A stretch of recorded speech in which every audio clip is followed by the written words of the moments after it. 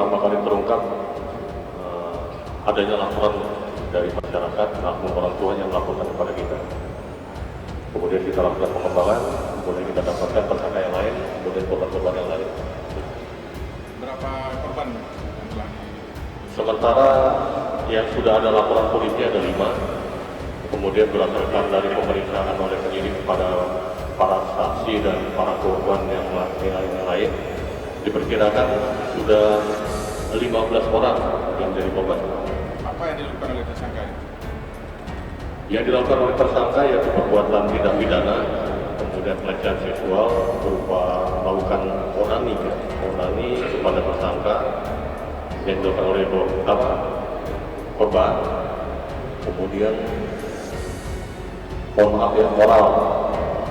Korbannya perempuan atau laki-laki? Korbannya rata-rata semuanya laki-laki. Tersangka memaksa atau gimana nih Pak dalam melakukan itu? Diancam atau merayu? Kalau ancaman tidak ya, cuma melalui doktrin agama yang dilakukan kepada korban, ya, sehingga para saksi itu takut apabila menolak melakukan perbuatan.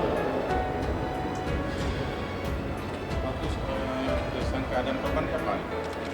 Maksudnya mereka sebagai apa? Sebagai tersangka, sebagai pimpinan daya atas nama AI, yang satu lagi sebagai guru ngaji. Mereka melakukan itu apa di Dayak itu, pengajian itu atau di mana? Di Dayak. Di Dayak itu langsung. Ya, tidak tahu. Secara bergantian atau langsung satu persatu korbannya, atau ada cara lain mereka melakukan itu?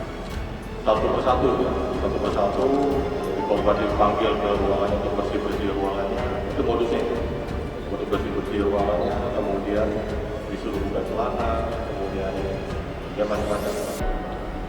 Hubungan kedua tersangka apa nih? Sebagai pimpinan daya dan guru ngaji. Berarti korbannya santri semua? Korban santri. Kedua tersangka udah berumah tangga Pak? Satu masih lajang yang guru ngaji, yang kemudian yang pimpinan dayanya sudah berkeluarga, cuma sudah cerai 3 kali berkeluarga, 3 kali cerai. Info terakhir berapa korbannya?